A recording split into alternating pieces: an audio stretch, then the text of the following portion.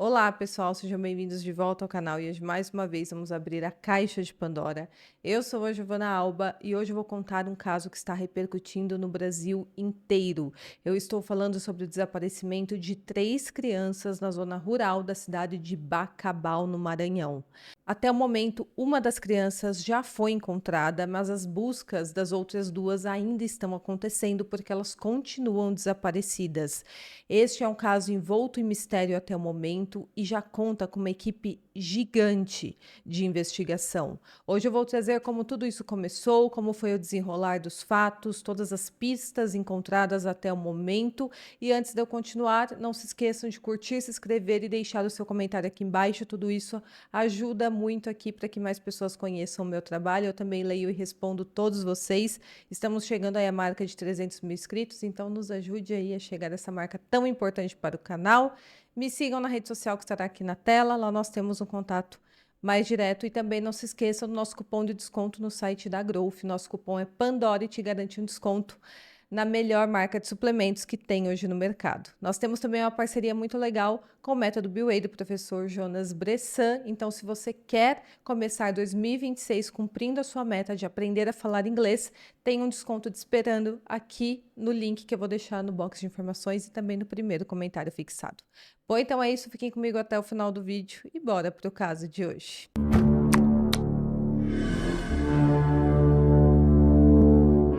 Bom, todo esse caso começou na tarde de domingo, dia 4 de janeiro de 2026. Inicialmente, o desaparecimento parecia mais um caso de crianças que haviam se afastado por algumas horas, mas com o desenrolar dos fatos, acabou se transformando em uma das maiores operações de busca já registradas na zona rural ali de Bacabal, no Maranhão.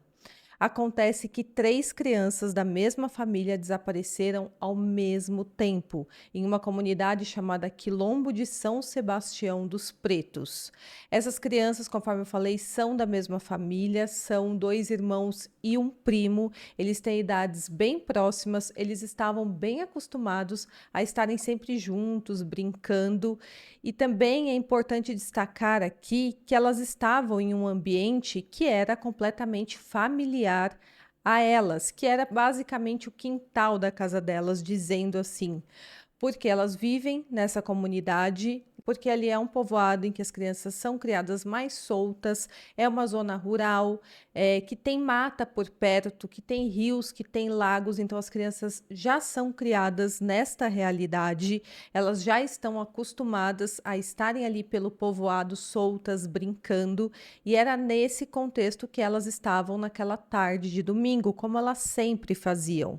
Então, é um contexto muito diferente de quem, por exemplo, vive em uma cidade, em um local urbanizado.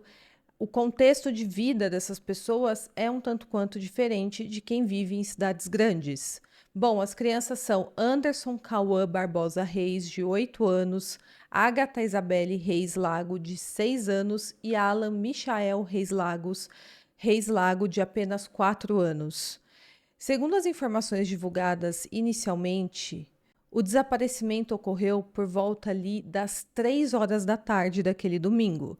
As crianças haviam saído de casa para brincar, algo absolutamente comum na rotina ali da comunidade, e elas não retornaram após um período considerado normal pelas famílias.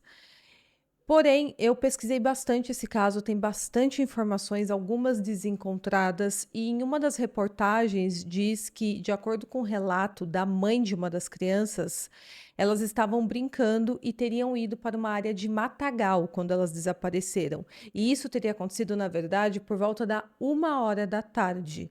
O fato é que se deram conta que elas haviam desaparecido às 5 horas da tarde. Bom, o Anderson Cauã é autista e ele é primo da Agatha Isabela e do Alan Michael, que são 2 irmãos. Conforme eu falei, eles tinham esse costume de estarem juntos, sempre brincando pela comunidade. E naquela tarde não foi diferente. Os pais do Anderson Cauã, naquele dia, se dividiram entre suas atividades. O pai foi jogar bola, fazer algumas outras atividades, a mãe também estava ausente E a mãe, quando chegou em casa, percebeu a ausência do menino. E aí ela perguntou ao marido se o filho estava com ele. O marido dela falou que não, e aí ela percebeu que o filho estava desaparecido. O Anderson Cauã é um menino muito apegado ao seu pai, que se chama José Wanderson. E é dito que é o José quem entende tudo o que o menino diz, porque aparentemente ele tem alguma dificuldade de fala. Então ele é um menino bastante apegado com o seu pai, está sempre junto do seu pai, e foi o José Wanderson que começou as buscas, inclusive. Já a Ágata e o Michael são irmãos e moravam com a mãe e com o padrasto nesta mesma comunidade. E para quem não conhece ali a região, é muito importante entender o contexto onde tudo aconteceu. O Quilombo de São Sebastião dos Pretos é uma comunidade quilombola tradicional localizada na zona rural da cidade de Bacabal, que fica a cerca de 15 quilômetros do centro urbano da cidade. E a cidade de Bacabal fica a aproximadamente 250 quilômetros da capital do Maranhão, que é São Luís. Estamos falando de um território que é historicamente ocupado, tem uma forte identidade cultural, a organização comunitária é própria, o modus de vida deles são baseados principalmente no trabalho rural e na agricultura, e atualmente vivem cerca de 226 pessoas, que são distribuídas em aproximadamente 45 famílias. Então não é uma comunidade muito grande, as pessoas se conhecem, é uma comunidade bem pequena e as crianças crescem circulando livremente entre as casas, entre as trilhas, entre áreas de mata, pastos, corpos d'água. Então é uma realidade que eles estão acostumados viver nesse contexto de ter matas por perto. E justamente por isso o desaparecimento causou um estranhamento inicialmente. As crianças conheciam aquele território onde elas desapareceram. Brincar próximo à mata fazia parte da rotina delas. Então não se tratava de um ambiente desconhecido ou completamente hostil para elas. Ainda assim, quando o tempo começou a passar e nenhum sinal surgiu, a preocupação rapidamente deu lugar ao desespero, porque elas poderiam estar desaparecidas na mata, perdidas na mata, porque ali tem uma região muito grande de mata, mata fechada, ou elas poderiam, inclusive, terem sido sequestradas. Era 4 horas da tarde. Eu senti falta deles, que a mãe deles tinha saído para uma festa e eu fiquei com eles, né? E eles ficaram brincando e desceu ali pro outro baixo ali, onde, na casa da vizinha, e de lá ele sumiu, desapareceu. Eu mesmo não vi, né? Mas disseram que entrou um carro cinza do vidro preto. Mas eu não cheguei a ver, quem já viu foi outra colega. E aí até agora a gente nunca encontrou, já procuramos desse horário até meia-noite e até agora nunca achamos. O tempo procurando. Bom, as buscas começaram ainda no domingo, poucas horas ali depois do desaparecimento ser percebido. Então, elas desapareceram entre 1 e 3 da tarde, as buscas começaram às 5 horas da tarde. O José Wanderson, pai do Cauã, mobilizou toda a comunidade para auxiliar ali nas buscas. E algumas pessoas da própria comunidade falaram que realmente haviam visto o momento em que as crianças entraram na mata, e essa foi a última vez em que elas foram vistas. E aí os moradores ali de todo o povoado foram os primeiros a se mobilizar nas buscas. Homens, mulheres passaram a adentrar ali toda a região de mata, de vegetação, chamando pelos nomes das crianças, refazendo caminhos já conhecidos, trilhas, áreas onde outras crianças costumavam brincar. E ainda na mesma noite, equipes do Comando de Operações de Sobrevivência em Área Rural, o COSAR, passaram a atuar junto aos moradores. Então, eles avançaram ali na mata, adentrando o local. A visibilidade já estava bem reduzida nesta altura, mas eles continuaram as buscas. E diante da gravidade desse cenário e da ausência também de qualquer sinal dessas crianças, o prefeito Roberto Costa tomou conhecimento da situação e solicitou apoio direto ao governador do Maranhão, o Carlos Brandão. A partir desse pedido, a operação ganhou proporções muito maiores. No dia seguinte, que aí já era segunda-feira, dia 5, equipes aéreas e terrestres passaram a atuar de forma integrada. Eles utilizaram e estão utilizando helicópteros do Centro Tático Aéreo, cães farejadores, drones com câmeras térmicas. e reforço de diferentes forças de segurança. Então, uma equipe gigante foi montada para começar a fazer essas buscas. O problema ali é que, mesmo utilizando drones e também helicópteros, fica muito difícil de localizar, porque eles não conseguem enxergar o solo olhando de cima, porque a mata é muito fechada. Foi delimitado um perímetro de buscas de aproximadamente 15 quilômetros quadrados entre o quilombo de São Sebastião dos Pretos e o povoado de Santa Rosa, para que as buscas se concentrassem neste local. E essa é uma área extremamente variada e apresenta desafios bem grandes para quem está fazendo essas buscas. Porque, conforme eu falei, são trechos de matas fechadas, áreas de pastagem, lagos, açudes, grotas. Tem também várias trilhas, o terreno é extremamente irregular, de difícil acesso, sem fornecimento de energia elétrica, então, assim, um ambiente bastante hostil para quem não conhece. Além disso, segundo informações ali do Corpo de Bombeiros e da Polícia Militar, a região costuma ser utilizada por caçadores e eles instalam armadilhas para animais terrestres. Então, isso acaba sendo um risco tanto para as crianças que estão desaparecidas, quanto para os próprios socorristas. Durante essas buscas, as equipes relataram o encontro de serpentes, grande quantidade de insetos, outros animais silvestres, então eles têm que ter uma atenção redobrada. Tanto os bombeiros, as equipes profissionais de buscas, quanto os voluntários. O tenente-coronel descreveu esse cenário como um ambiente hostil, com uma vegetação densa, algumas áreas com espinhos, áreas alagadas, pontos de difícil travessia, e o comandante da Polícia Militar do Maranhão também falou que se trata de um ambiente inóspito, onde cada metro avançado exige muita cautela e planejamento. Eles estão utilizando várias tecnologias, eles fizeram um ponto ali de apoio para que as equipes de busca se encontrem ali e tenha todo o aparato para que eles façam reuniões. Então, eles montaram uma tenda, cercaram a área para que outras pessoas não acessem e acabem atrapalhando ali o trabalho deles. E uma das tecnologias que eles estão utilizando é o mapeamento de áreas por onde eles já passaram. Então, todas as áreas em que as pessoas que estão nas buscas, tanto os profissionais quanto os voluntários estão passando, estão ficando já delimitados para que eles não fiquem buscando também na mesma área regiões que já foram feitas as investigações necessárias e não foi encontrado nada, e assim eles consigam ter mais efetividade aqui nas buscas pelas crianças. E uma coisa que aconteceu aqui é que, em determinado momento, eles estavam tentando atravessar um mangue, cortando a mata para conseguir adentrar aquela mata fechada. Eles, sem querer, atingiram a casinha das abelhas. Com isso, eles foram atacados por elas, porque, para quem não sabe, abelhas são animais que são territorialistas, elas são também agressivas. As equipes saíram correndo, as pessoas que estavam ali naquele momento saíram correndo. Uma das agentes caiu ali em um lago que tinha no mangue. Ela foi atacada pelas abelhas e, por causa disso, 3 pessoas tiveram que ser hospitalizadas por causa das picadas. Então, assim, está sendo realmente bastante desafiador para as equipes. Bom, ainda na segunda-feira, a mãe e o padrasto e a avó das crianças prestaram depoimento na delegacia de Bacabal e foram liberados.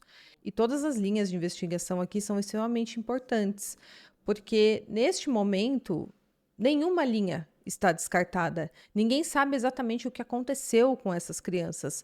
Ainda que o Cauã tenha sido resgatado, ainda não tem informações concretas do que de fato aconteceu. E a mãe que foi chamada até a delegacia é mãe da Ágata e do Michael. Essa mulher namora com um outro homem, com o padrasto das crianças, e houve uma certa suspeita em relação a eles por parte da comunidade, então eles foram chamados para prestar esclarecimentos. E isso é extremamente comum em casos como esses. Familiares são interrogados para entender onde cada um estava no momento do desaparecimento, se inclusive eles têm alguma pista, se tem alguma informação relevante para a polícia. Então, esse é um procedimento extremamente comum, exatamente para começar a descartar as inúmeras linhas de investigação que são abertas para a polícia em um caso misterioso como esse. Bom, de acordo com o depoimento da mãe e do padrasto dessas duas crianças, da Ágata e do Michael, naquele dia eles estavam em um sítio em um povoado vizinho e as crianças ficaram ali na região onde eles moravam com a avó. Então, eles ficaram algumas horas neste povoado, esse casal, e após sair do local, eles retornaram para a cidade de Bacabal. Ao chegar na cidade, eles foram primeiro até uma agência da Caixa Econômica Federal para sacar dinheiro. Então, eles narraram aqui para a polícia tudo o que eles fizeram naquele dia. Eles estavam naquele povoado, passaram o dia lá, depois, ao retornar para a cidade, foram até uma agência da Caixa Econômica Federal. Depois disso, ainda passaram em uma farmácia para comprar um remédio para a mulher. E em seguida, eles se dirigiram até a rodoviária da cidade para buscar informações sobre uma passagem que o padrasto dessas crianças tinha comprado com destino a São Luís. Segundo o padrasto, naquele momento, eles ainda não tinham conhecimento do que estava acontecendo, mas as crianças já estavam desaparecidas. E por que eles não tinham conhecimento? Porque a mãe das crianças estava sem acesso à internet e o celular do padrasto tinha conexão disponível, mas ele havia desligado os dados móveis. Então foram enviadas mensagens para os celulares de ambos, mas eles não conseguiram receber essas mensagens. E aí foi na rodoviária que a mãe pediu que o padrasto ligasse o celular dele, ligasse a internet do celular dele, e foi quando chegaram todas as mensagens informando que as crianças estavam desaparecidas. E neste momento eles foram imediatamente até o povoado onde eles moram. Ela fala inclusive que eles iriam comer ali na rodoviária, mas no momento em que eles ficaram sabendo do que estava acontecendo, eles cancelaram a comida e voltaram imediatamente para o povoado. Ainda segundo o depoimento do padrasto, todas as informações prestadas por ele coincidiram com registros obtidos pelas autoridades, porque os policiais pegaram as imagens das câmeras de segurança dos lugares por onde eles passaram naquela tarde e analisaram para verificar se eles realmente estiveram nos locais que eles falaram. Mas é importante ressaltar que essas informações vêm do padrasto e da mãe das duas crianças. As equipes de investigação estão mantendo todas as informações sigilosas, então eles não conversaram com equipes de reportagens. Bom, em meio a tudo isso, durante as buscas na terça-feira, um homem que até agora não teve a sua identidade divulgada pela polícia foi detido no final daquela tarde. Esse homem é companheiro da avó de uma das crianças e foi dito pela polícia que a prisão não está diretamente relacionada ao desaparecimento das crianças. Ele teria sido detido em cumprimento a um mandado expedido após uma denúncia de tentativa de abuso contra uma adolescente de 16 anos. Essa denúncia foi registrada no dia 1º de janeiro pela mãe da vítima e na casa ali do homem, os policiais encontraram uma peça de roupa suja e 3 cruzes. Os objetos foram recolhidos e encaminhados para análise na delegacia de Bacabal e agora a polícia investiga quem teria deixado esses itens ali no local, de quem são esses itens. O homem nega envolvimento com o desaparecimento das crianças e, segundo os familiares, ele teria tentado abusar ali no dia 1º de janeiro de uma parente de uma das crianças desaparecidas, que seria essa menina de 16 anos. Após a denúncia realizada, ele deixou a cidade no dia 2 e no domingo, no dia 4, as crianças desapareceram. Bom, o delegado Renato Aragão informou que até o momento não há provas que conectem este homem ao desaparecimento das crianças. Então, essa prisão ocorreu durante as buscas, mas é relacionado a um outro caso e ele não é considerado um suspeito aqui no desaparecimento das 3 crianças. Mas claro que a polícia até o momento não descarta a possibilidade de participação dele. Então, essa linha de investigação ainda está aberta. Seguindo aqui a linha do tempo, 3 dias se passaram sem qualquer vestígio concreto, até que na quarta-feira, no dia 7 de janeiro, uma novidade trouxe um alívio para as buscas, misturado também com um pouquinho de apreensão. Acontece que o Anderson Cauã, o primo mais velho das crianças, de 8 anos, foi encontrado com vida. Ele foi localizado por alguns carroceiros que estavam indo trabalhar em meio ao matagal, e ele foi encontrado a cerca de 4 quilômetros, em linha reta do ponto onde elas foram vistas pela última vez. E ali é uma região chamada Santa Rosa. O menino estava bastante debilitado, ele estava ali no meio daquele matagal, por uma trilha por onde carroceiros passam, e esses carroceiros viram o menino. Ele estava sem roupas, ele apresentava sinais claros de fraqueza, desidratação e exaustão. Segundo o homem que o encontrou, o menino pediu água imediatamente e ficou perguntando pelo pai, pelo José Wanderson. Esse carroceiro sabia que se tratava da criança que estava desaparecida.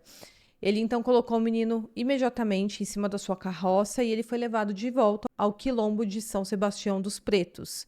Em seguida, ele foi encaminhado ao Hospital Geral de Bacabal e ele permanece internado. Ele está sendo acompanhado pelos pais, recebendo atendimento médico e também psicológico. E neste momento teve muita comemoração ali no povoado, as pessoas ficaram muito felizes com esta novidade e a esperança era que ele falasse exatamente o que aconteceu com eles. Enquanto aquele carroceiro estava levando o menino para a equipe de resgate, ele chegou a perguntar onde estavam as outras crianças, as outras duas crianças. E o Anderson teria respondido que elas estariam um pouco mais à frente e que estavam vivas. Então, isso trouxe uma nova esperança de encontrá-los o quanto antes. Porém, mesmo ele indicando mais ou menos onde as crianças estavam, buscas intensivas foram realizadas naquela direção, mas a Agatha e o Michael não foram encontrados. Não, aí eu não perguntei não. Perguntei não. Não sabe se deixaram ele aqui? Se chegou Com aqui certeza. sozinho, Sei que eu encontrei ele aqui. Mas foi aqui? Foi aqui, bem aqui o local. Foi. Próximo ao local onde o Cauã foi achado, as equipes também localizaram as suas roupas e chinelos. Mas o menino, até o momento, não conseguiu explicar por que ele estava sem roupas. E ele também não sabe explicar exatamente o que aconteceu com seus primos. Quando ele foi localizado, ele estava em estado de choque, ele estava bastante assustado e ele já é um menino que tem uma dificuldade de fala. Ele estava também falando muito pouco por causa do estado de trauma que ele se encontrava naquele momento, mas em um relato posterior, ainda no hospital, feito aos pais e à psicóloga que o acompanha, ele trouxe um novo elemento aqui para a investigação. Segundo ele, eles teriam passado por um lago. E aí, em determinado momento, ele falou que pediu que os primos ficassem esperando próximo àquele lago enquanto ele saía para buscar por ajuda. E teria sido nesse momento que eles teriam se separado. Essa informação que ele deu fez com que as buscas se concentrassem ainda mais na região dos lagos. Eu vou deixar um mapa aí para que vocês vejam exatamente onde tudo aconteceu. Qual é a região dos lagos, onde que o Cauã foi encontrado, e eles se concentraram especialmente em um lago com cerca de 800 metros de extensão. Conforme eu falei, o pai do Cauã é a pessoa que consegue se comunicar melhor com ele. E mesmo o pai tentando conversar, o menino não conseguiu explicar exatamente por onde eles passaram, onde que foi a última vez em que ele viu os seus primos. Mas tem outra informação bem importante que foi repassada por ele.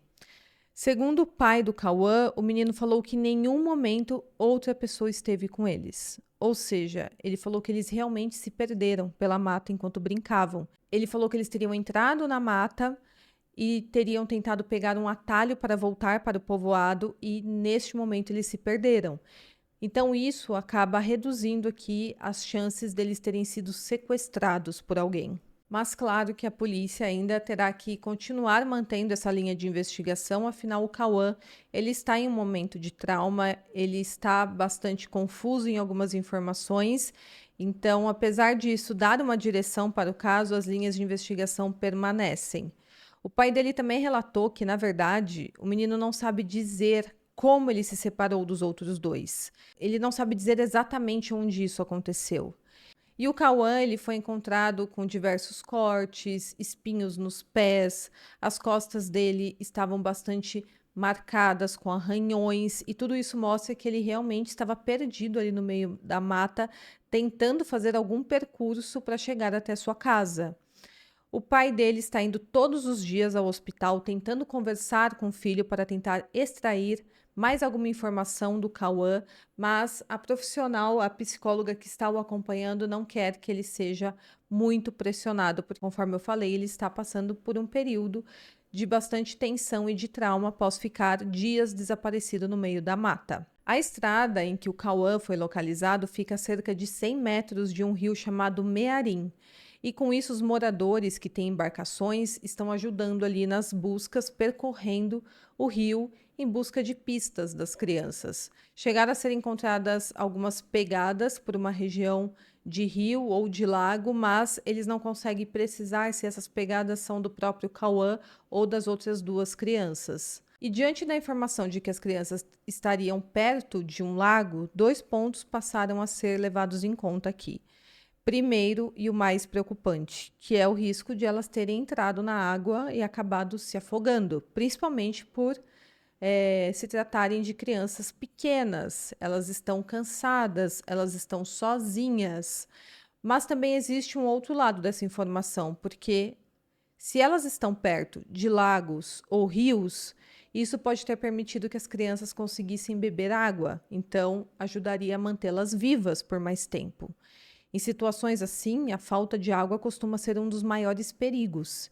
Então, ter acesso a uma fonte de água pode fazer toda a diferença para a sobrevivência dessas crianças. E conforme eu falei, tem esse outro ponto aqui de preocupação. Elas podem ter entrado em uma região de lago, não ter dado pé e ela se afogado, pode acontecer. Então, ao mesmo tempo que é um ponto de preocupação, é também um ponto de esperança. E aí, as buscas ficaram concentradas nessa região. Ontem, na manhã de ontem, de domingo, dia 11, voluntários também encontraram novas peças de roupas infantis em uma região de Mato Alto, próximo a uma grota, ainda dentro do território do quilombo em que elas moram. Junto com as roupas, foi encontrada uma xícara de porcelana. E agora a Polícia Civil vai analisar essas peças, porque elas podem ser das crianças desaparecidas. Mas essa informação, até o momento em que estou gravando este vídeo, não foi confirmada. E essa, conforme eu falei, não foi a primeira vez que roupas infantis apareceram durante as buscas. Dias antes, quando o Cauã foi encontrado, o calção dele e uma sandália também foram encontrados, mas foi identificado que realmente pertencia ao Cauã. E agora, ontem, essas outras roupas também foram encontradas.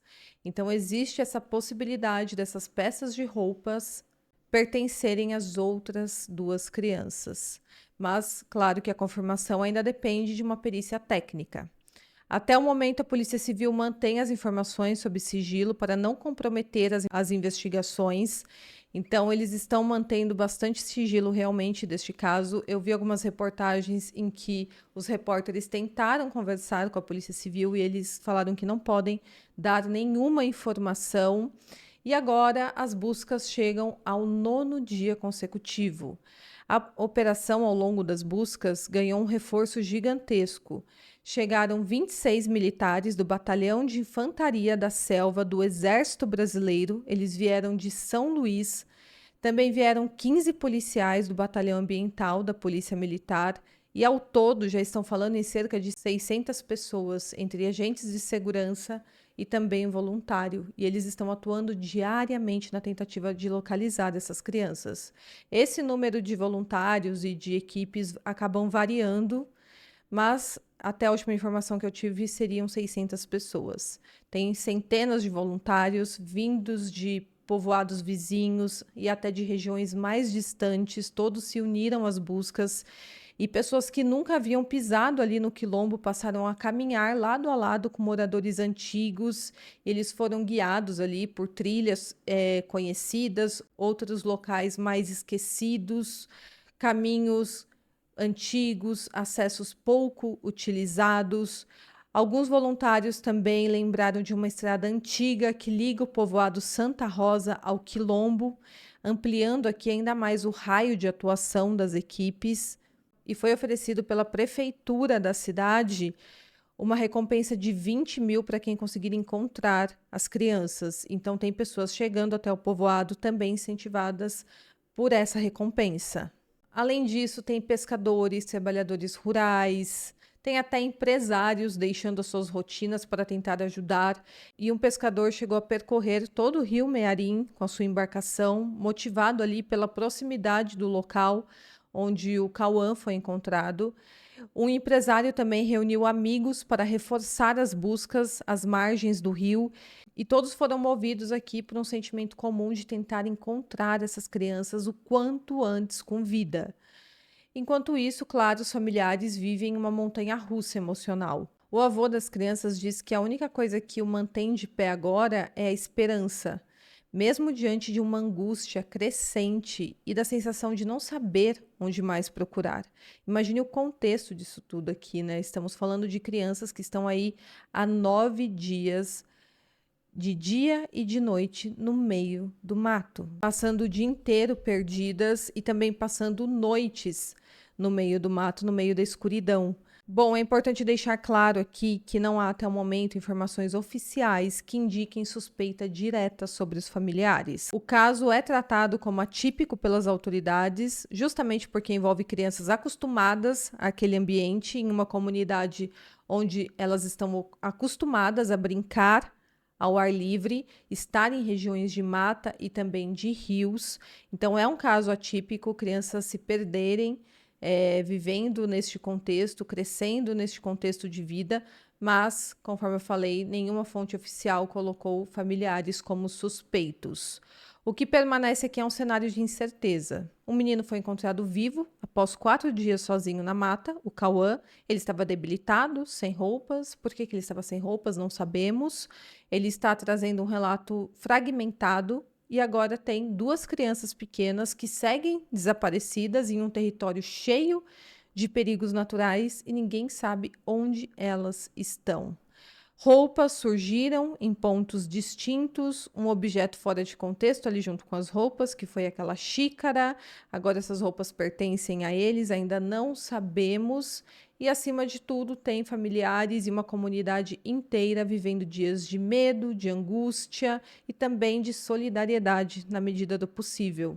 As buscas continuam ocorrendo, o tempo é um fator cada vez mais cruel neste caso, porque cada hora que passa pesa não só para a angústia dos familiares, mas para a sobrevivência dessas crianças. Claro que a esperança ainda existe de encontrarem essas crianças vivas, e também toda essa mobilização coletiva traz mais esperança que elas sejam encontradas o quanto antes. A mãe do Michael e da Agatha falou que o seu filho, em específico, é uma criança que chora com bastante frequência. Então, ela estranha o filho não ter sido encontrado até o momento, exatamente por isso.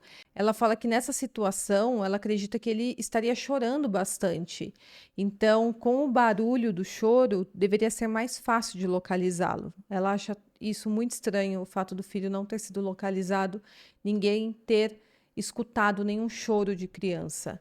Bom, enfim, ninguém sabe a quantos quilômetros eles estão de distância, já são 9 dias, então eles podem estar bem distantes, caminhando ali devagar, e as buscas continuam para tentar localizá-los o quanto antes.